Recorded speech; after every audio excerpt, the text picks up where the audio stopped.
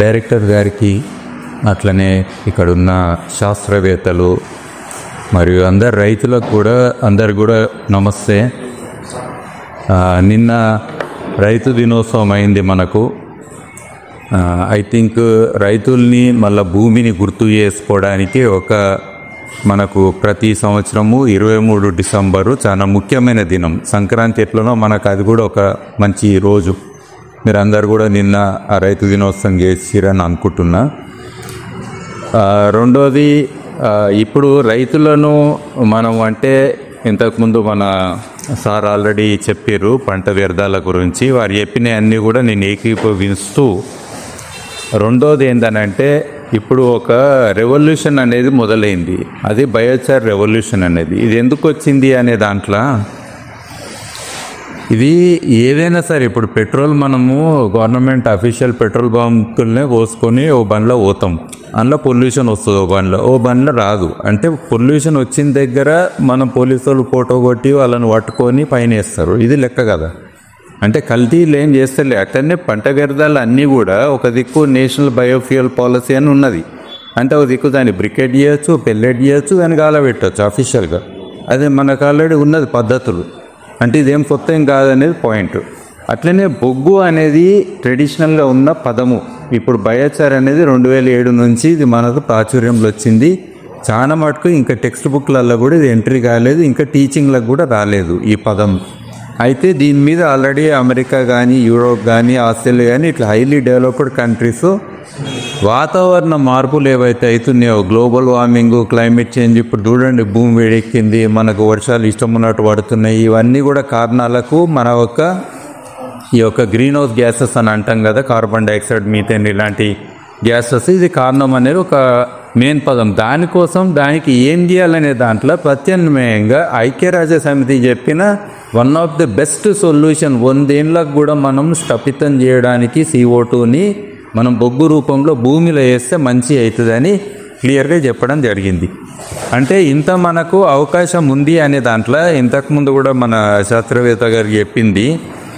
At least 90 million టన్లు మనకు అంటే పత్తి కట్ట ఒక 500 మిలియన్ టన్లు, 800 మిలియన్ టన్లు క్రాప్ రెసిడ్ అనేది ఇండియాలో వచ్చినప్పుడు నియర్లీ 90 మిలియన్ టన్స్ పత్తి కట్టే ఆల్రెడీ. ఇది ఎందుకనంటే షెడ్డింగ్ చేయడము లేదా కంపోజ్ చేయడం చాలా కష్టంగా ఉంది కాబట్టి రైతులు కాలబెడుతురు. అట్లనే కంది కట్టానండి, ఈవెన్ గడ్డిని కూడా కాలబెడుతురంటే అని మనకు రీజన్ తెలుసు. ఆల్రెడీ FIRలు వేసి వాళ్ళను లోపటేయాలంటారు. మరి మన ఆహారం పండించిన రైతులకు కరోనా టైంలో కూడా JJL ఏం కొట్టలేదు. వాళ్ళు కష్టపడి ఎన్నడూ కూడా లాక్డౌన్లో లేరు, వాళ్ళు కష్టపడి పండించారు, మనకు అందించారు.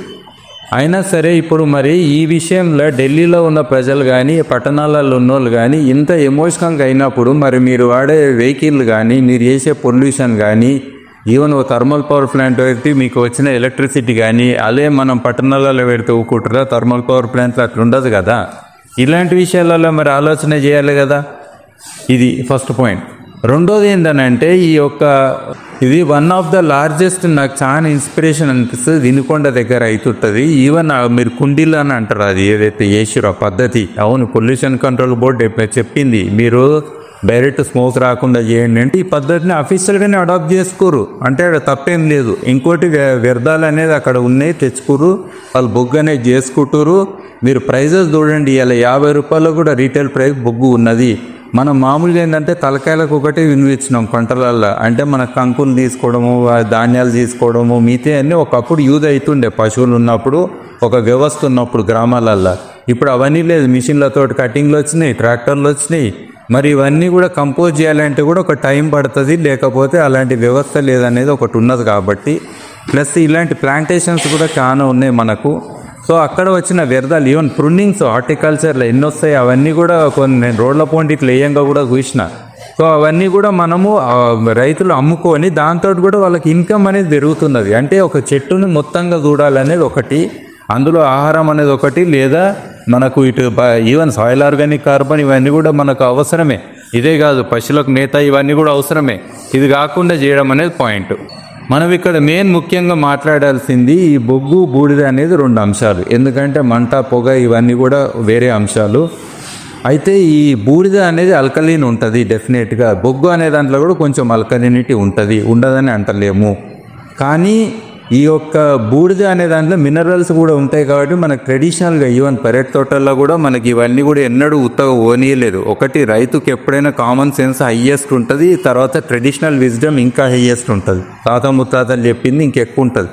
ఒకవేళ వాళ్ళ సొంత పొలంలో కాలుస్తే నష్టం అవుతుందని ఒక రైతుకు అనిపిస్తే ఎన్నడూ కాలువాడు, తీసుకెళ్ళి ఎక్కడనో పోయి కాలుస్తాడు. అట్లా కాదు కదా, వాళ్ళ పొలంలోనే కాల్చుకున్న దగ్గర వాళ్ళు ప్రతి సంవత్సరం ఆ తేడాని చూసిర్రు. అక్కడ చెట్టు బాగా పెరిగింది వాళ్ళకు, అంటే ఆ తేడా చూసినందుకు వాళ్ళకి ఇన్స్పిరేషన్ అన్నట్టు, కాలుస్తే తప్పు లేదు అనేది. ఒకవేళ చెట్టు చిన్నగా పెరిగి ఉండి నష్టం అయ్యి ఉండి డెఫినెట్గా కాలకుండా, ఇది ఫస్ట్ పాయింట్ అన్నట్టు. నెక్స్ట్, సో ఇది బొగ్గు అనేది కామన్ పదం, అందుకే అంటే బయోచార్ అన్ని కొత్త కొత్త పదాలు పెట్టి మళ్ళీ కన్ఫ్యూజన్ ఏమొద్దు.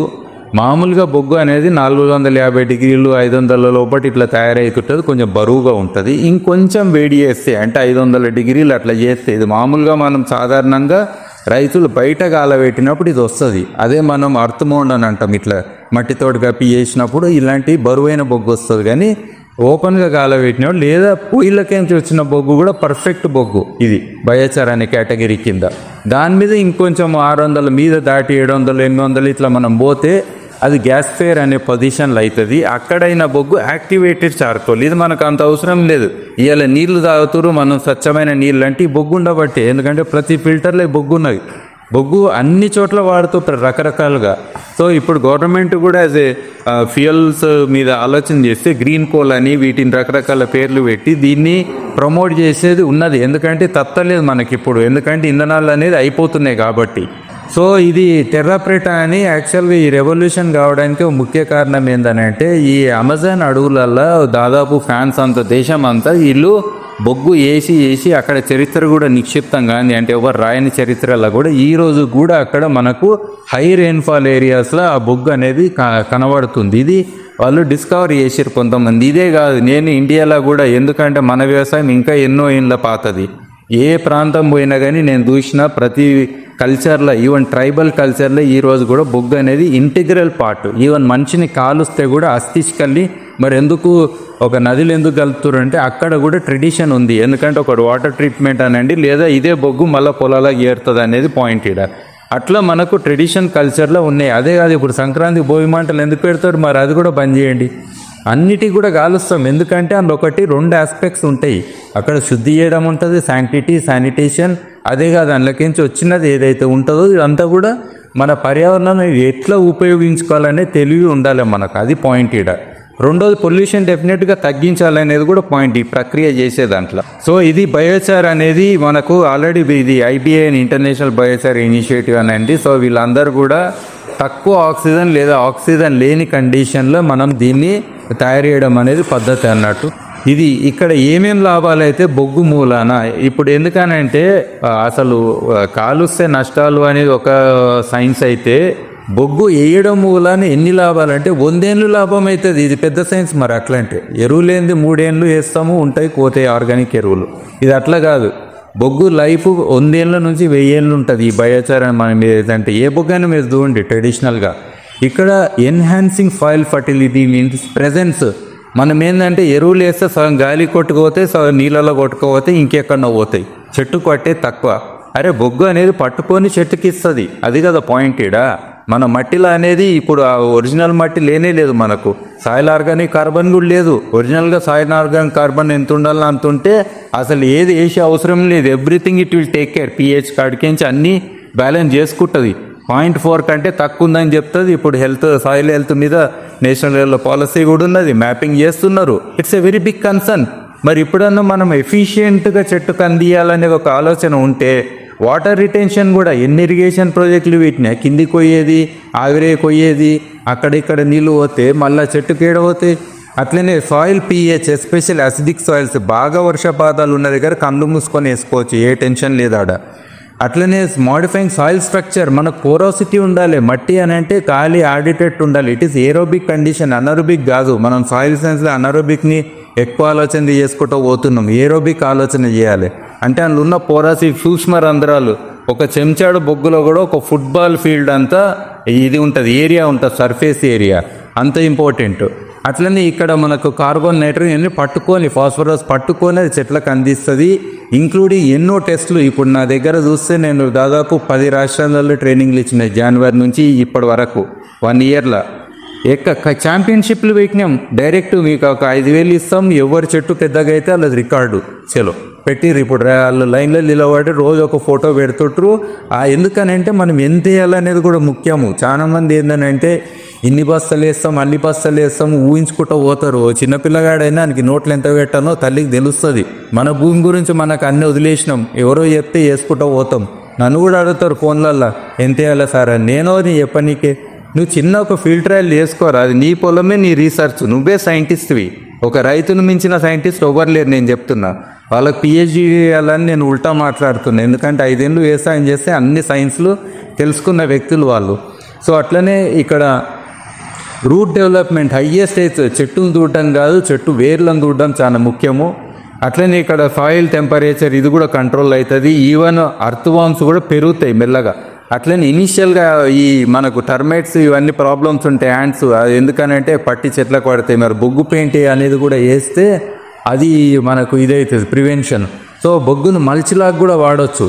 సో ఇట్లా నెక్స్ట్ ఈ సాయిల్ ఆర్గానిక్ కార్బన్ తర్వాత బయోచర్ అనే కార్బన్, ఈ రెండిట్లో ఒక డిఫరెన్స్ ఉంది. చాలా మంది బొగ్గు వేస్తే కూడా సాయిల్ ఆర్గానిక్ కార్బన్ అని ఈక్వల్గా మాట్లాడతారు. అది కాదు, దీని టెస్టింగ్ ప్రోటోకాల్ వేరే, దాని టెస్టింగ్ ప్రోటోకాల్. మామూలు సాయిల్ ఆర్గానిక్ కార్బన్ అనేది ఇది అరిగేది తరిగేది మళ్ళీ కొంత గాల్లో కూడా కలిసిపోతుంటుంది, ఆ టైప్ అన్నట్టు. ఇది మామూలుగా ఎరువులు అనే పద్ధతిలో మనం వేస్తుంటాం. బొగ్గు అనేది బొగ్గే ఇది 1 ఏళ్ళు ఉంటుంది కాబట్టి దీని టెస్టింగ్ ప్రోటోకాల్ మన ప్రాక్సిమేట్ అనాలిసిస్, అల్టిమేట్ అనాలిసిస్ అని వేరే ఉంటాయి పద్ధతులు. కాబట్టి డిఫరెన్స్ అర్థం చేసుకోవాలి. కానీ బొగ్గు మూలాన సాయిల్ ఆర్గానిక్ కార్బన్ అనేది పెరుగుతుంది. ఇది మాత్రం point over a period. Thank you. Next. So next ఫోటోలోకి వెళ్దాం. సో ఇవి అన్నీ కూడా అంటే అక్కడ ఏంటంటే క్యాటయాన్ ఎక్స్చేంజ్ కెపాసిటీ అంటాం. అంటే మనకు మట్టిలో చాలా ఉంటాయి మనకు మినరల్స్, అది అందక ప్రాబ్లం అవుతుంది అనే దానికి క్యాటయాన్ ఎక్స్చేంజ్ కెపాసిటీ చాలా ముఖ్యమైనది. ఫర్టిలైజర్ యూస్ ఎఫిషియన్సీ కూడా పెరుగుతుంది. లైమింగ్ ఏజెంట్ అనండి, soil moisture, crop productivity, methane emissions. వ్యవసాయాన్ని కూడా క్రిటిసైజ్ చేస్తారు, ఎమిషన్స్ వస్తాయని. మన పశువులు అనండి, మన వ్యవసాయం పద్ధతులు అనండి, అక్కడ కూడా వీటిని అబ్జర్వ్ చేసుకుంటుంది.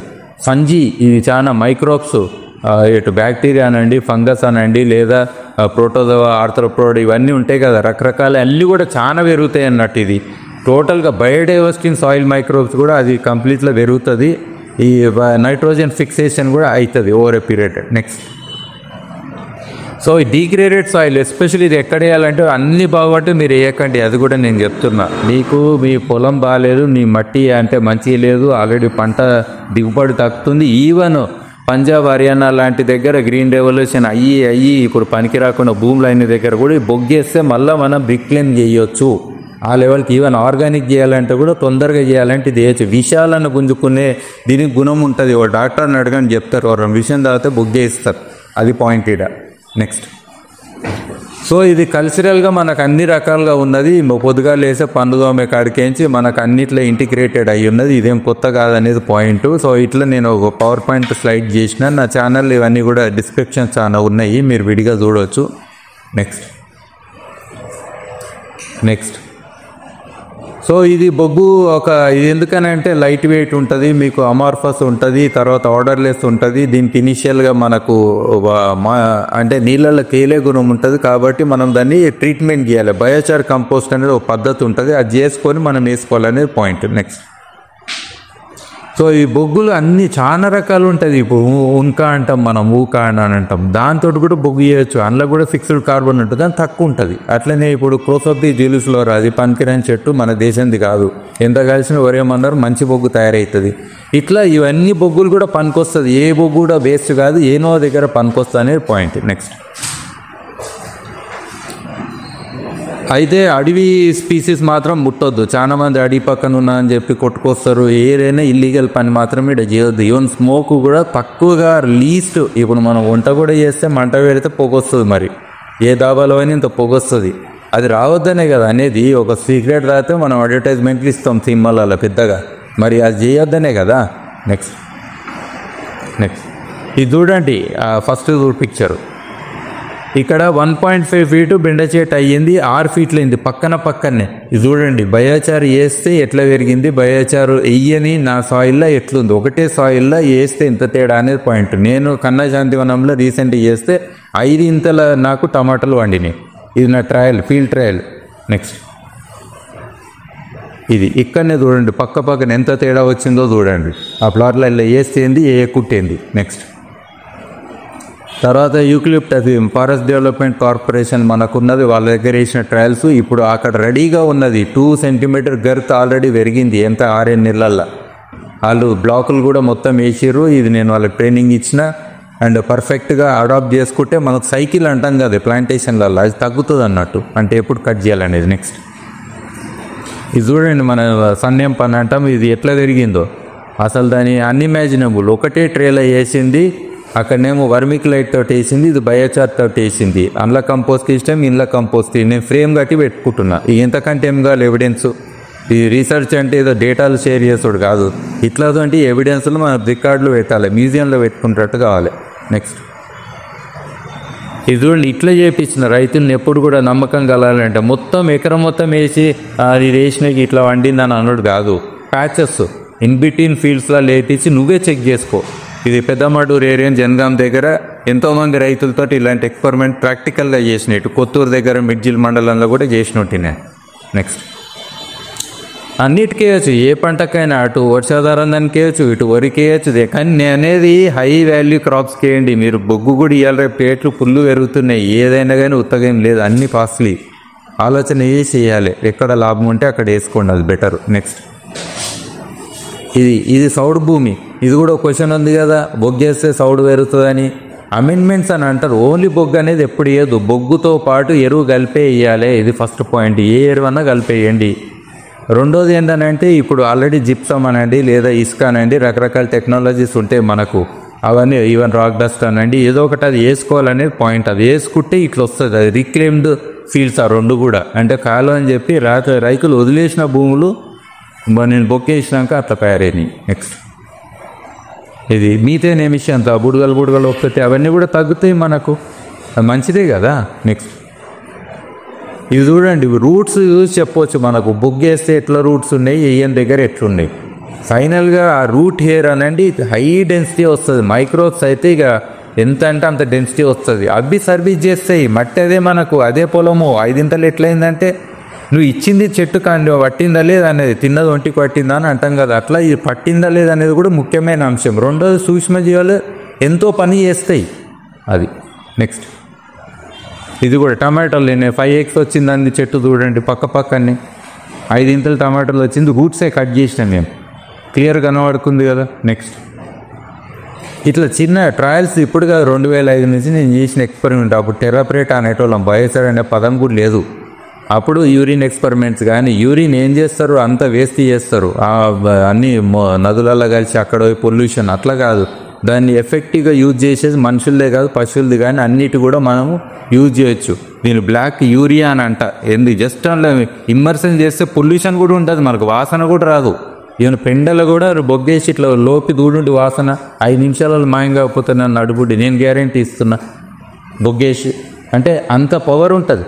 నెక్స్ట్ సో ఇది చూడండి, దాదాపు 12 ఫీట్లు పెరిగింది క్లస్టర్ బీన్స్. నిచ్చెనేసుకొని కూరగాయలు తెంపంగా చూసిరా, అట్లాంటివి కూడా రిజల్ట్స్ వస్తాయి మనకు. నెక్స్ట్ ఈ ఫీల్డ్ ట్రయల్స్ చాలా ముఖ్యం. నేను చెప్తున్నా, ల్యాబ్ టు ల్యాండ్ కాదు, ల్యాండ్ టు ల్యాండే చేసుకోండి హ్యాపీగా. రైతులు మీరు సాయిల్ టెస్టింగ్ అనేది 2వ లెవెల్లో చేసుకోండి. ఫస్ట్ మీ చెట్టే మీకు చెప్తుంది, దాని భాష దానికి తెలుసు. ఎంత ఆరోగ్యంగా ఉన్నా, నేను ఎంత సంతోషంగా ఉన్నా అని ప్రతి చెట్టు చెప్పగలుగుతుంది. దాని హైట్ చూడవచ్చు, దాని ఆకు చూడవచ్చు, పువ్వు చూడవచ్చు, కాయ చూడవచ్చు. టోటల్గా పెరిగినాక దాని ఈల్డ్ కూడా క్యాలిక్యులేట్ చేసుకోవచ్చు. ఫీల్డ్ ట్రయల్స్ చాలా ముఖ్యం. ఇందులో ఎంత వేయాలనేటోళ్ళకి నేను చెప్తున్నా. నెక్స్ట్ ఇట్లా 5 డబ్బాలు చేసుకొని, ఒక డబ్బాలు ఏమి వేయకండి, ఒక డబ్బాలు 1/2 కిలో వేయండి బయోచార్ కంపోస్ట్. అంటే 50% బొగ్గు 50% ఎరువు కలపాలి. ఒక 15 రోజులు దాన్ని కలపాలి. అందులో కొన్ని సూక్ష్మజీవులు లోకల్ మట్టి మీరు మంచిగా ఉన్న దగ్గర, కెమికల్ లేని మట్టి కొంచెం కలుపుకున్న కాదు, లేదా కొనుక్కొచ్చి చేసుకుంటారు, రకరకాలు దొరుకుతాయి. అట్లనే పంచగవ్య ఇవన్నీ వేస్తుంటే తర్వాత వేసుకొని, నేను లేకండి, అది అనరోబిక్. డైరెక్ట్ తెచ్చి ఏరోబిక్ దాంట్లో వేస్తే ఇంకేమవుతుంది నాకు తెలియదు అట్లా వేస్తే. కాబట్టి దాన్ని అరబిక్ అంటే కొన్ని రోజులు దాన్ని వదిలేసి దాన్ని విడిగా మీరు ఎట్లా వేసుకుంటారో ఆ పద్ధతులు వేసుకోండి.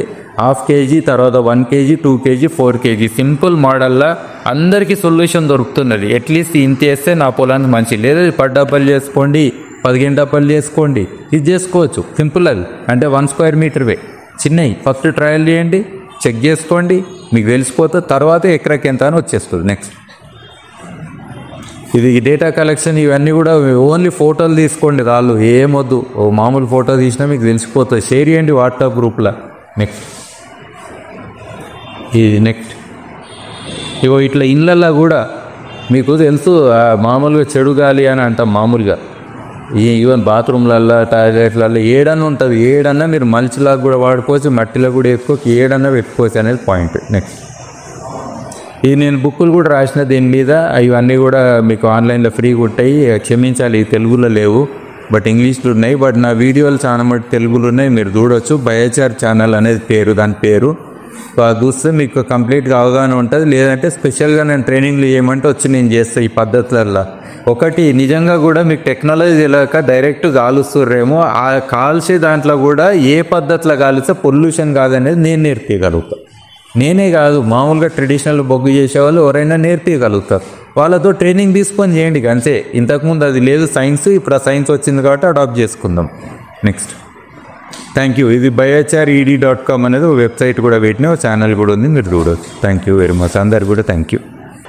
ఇవాళ శాస్త్రవేత్త వేట చక్కగా తెప్పిస్తాయి గొప్ప సాయిబాస్ రెడ్డి ఆఫీస్ మీద వైద్యులకి ఏమైనా సందేహాలు సూచనలు ఉంటే దయచేసి హ్యాండిల్ చేయండి. ఇక్కడ సారీ చెప్పింది. ఇప్పుడు బొగ్గులు రకరకాలు ఉంటాయి అనేది పాయింట్ ఇక్కడ.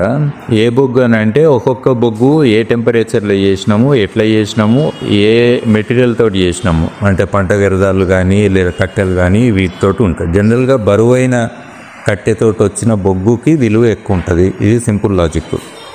బరువు అని అంటే మీరు ఇప్పుడు సర్కార్ తుమ్మ అని అంటాం మనం, ఆ కట్టే బరువు ఎక్కువ ఉంటుంది. దాంతో బొగ్గు చేస్తే కూడా బొగ్గు కూడా కొంచెం బరువు అనిపిస్తుంది. అది మనకు మంచి క్వాలిటీ అనేది పాయింట్. ఇది అంటే ఎట్లా తెలుసుకోవాలనే దానికి.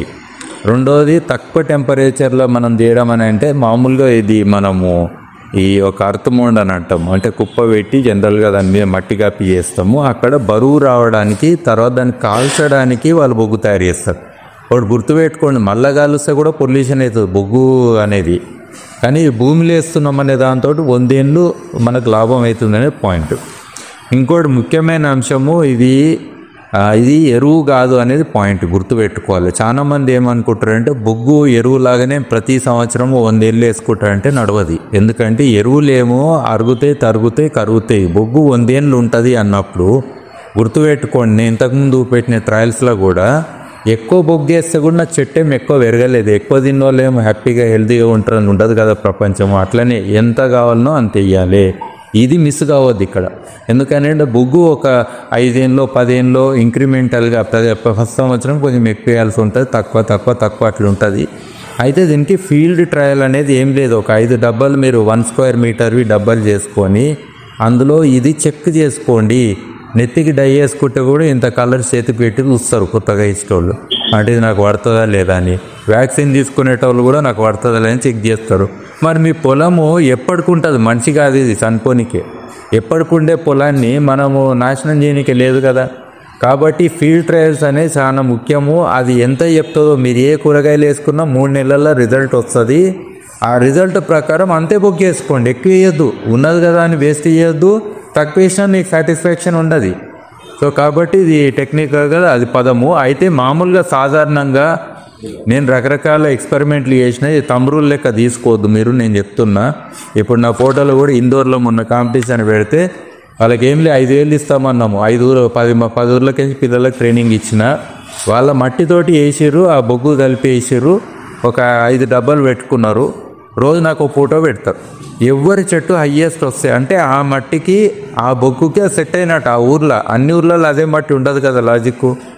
కానీ అట్లీస్ట్ చెప్పనీకే బొగ్గు ఎఫెక్ట్ తోటి మనకు హయ్యెస్ట్ గ్రోత్ అయ్యింది, ఈల్డ్ వచ్చిందని చెప్పడానికి ఇలాంటి ఎక్స్పెరిమెంట్స్. అట్లే నేను కూడా రైతులను ఒక ఛాలెంజ్ సిస్టంలో మీరు కూడా ఈ బొగ్గుది అడాప్ట్ చేసుకుంటే ఒక సైంటిఫిక్ పద్ధతిలో వెళ్తారు.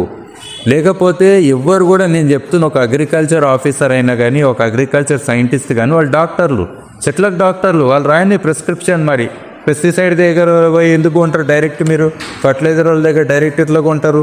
వీళ్ళు రాసి ఇచ్చిన దాంతో ఒక డాక్టర్ రాసి ఇచ్చి ఎట్లా కొంటారు అట్లా కొనాలి. మరి ఆ పద్ధతి అన్న రావాలి, రెండిట్లో ఒకటి ఉండాలి కదా. సో అప్పుడు డెఫినెట్గా మనం ఎంత వేయాలని తెలుస్తుంది. ఇది సింపుల్ మెథడు.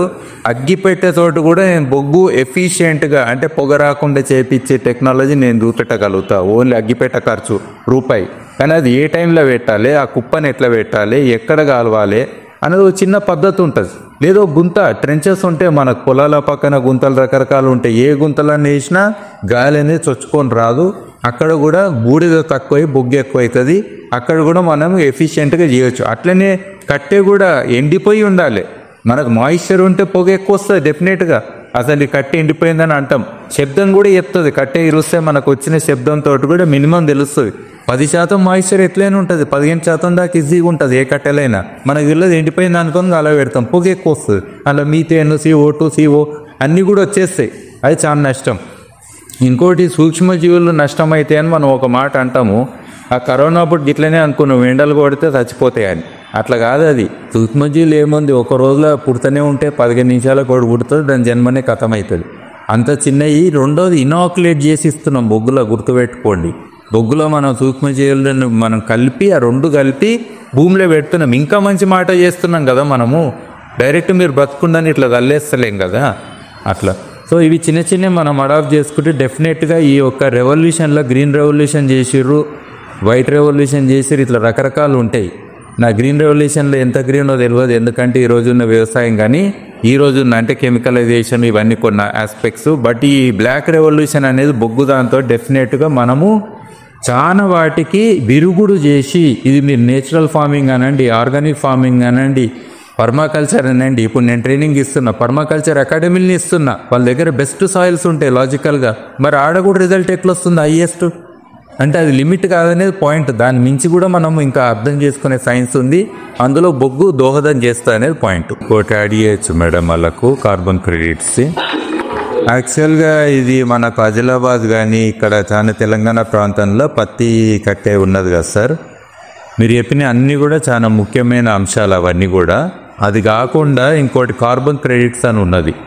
ఇది ఏంటంటే అంతర్జాతీయంగా ఏంటంటే ఈ సంపన్న దేశాలు వాళ్ళు చేసే ఈ పొల్యూషన్కి వాళ్ళకు విరుగుడికి ఏంటంటే మనలాంటి దేశాలల్లో వాళ్ళు కొన్ని పైసలు ఇచ్చి మనం చేసే మంచి పనులకు వాళ్ళు కార్బన్ క్రెడిట్ అని ఇస్తారు. అంటే ఈ బొగ్గు మనం భూమిలో వేయడం మూలాన అంత కార్బన్ని నిక్షిప్తం చేస్తున్నాం 100 ఏళ్ళ నుంచి 1000 ఏళ్ళ వరకు.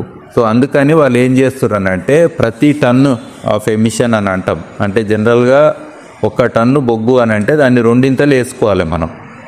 అంటే CO2 లెక్క వేసుకుంటే దాదాపుగా ఇప్పుడు అంతర్జాతీయ డాలర్లలో $100 అనేది ఉన్నది. 100 అంటే దాదాపు $200. అంటే దాదాపు అటు ఇటు తిరిగి ఒక 16 రూపాయలు మనకు ఉల్టా పైసలు ఇస్తున్నారు. అంటే మన ఒక్క రైతుకి అందదు అది. అంటే 1 కిలో బొగ్గు భూమిలో వేసినందుకు ఇక పత్తి కట్టేది ఎస్పెషల్లీ నేను చెప్తున్నా. మీరు మహారాష్ట్ర చూడండి, గుజరాత్లో ఇప్పుడు మీరు రైతుని మీరు అడగండి బొగ్గు, బనాస్కాంట అని మొన్న కూడా పోయినా, వాళ్ళు డైరెక్ట్ మీరు ఓన్లీ ట్రాన్స్పోర్ట్ పెట్టుకొని మేము ఇస్తామంటారు. అంత బొగ్గు వాళ్ళు రెడీగా చేసిర్రు. 250 కొంటికి అని ఇట్లా ఉంటాయి అవి చేసిర్రు. అంటే లెస్ పొల్యూషన్ తోటి. ఇవన్నీ కూడా అంతర్జాతీయంగా మానిటర్ చేసినాయి, పొల్యూషన్ రాని సిస్టంలో తయారు చేసిన బొగ్గులు ఇవన్నీ కూడా. ఇంకో దగ్గర కూడా ఉన్నది, ఆ కంపెనీ వాళ్ళు జస్ట్ 12 రూపాయలకు మనకు మన ప్లేస్కి ఇచ్చేటట్టున్న హయ్యెస్ట్ క్వాలిటీ, వాళ్ళ 80% ఫిక్స్డ్ కార్బన్ ఉంటుంది.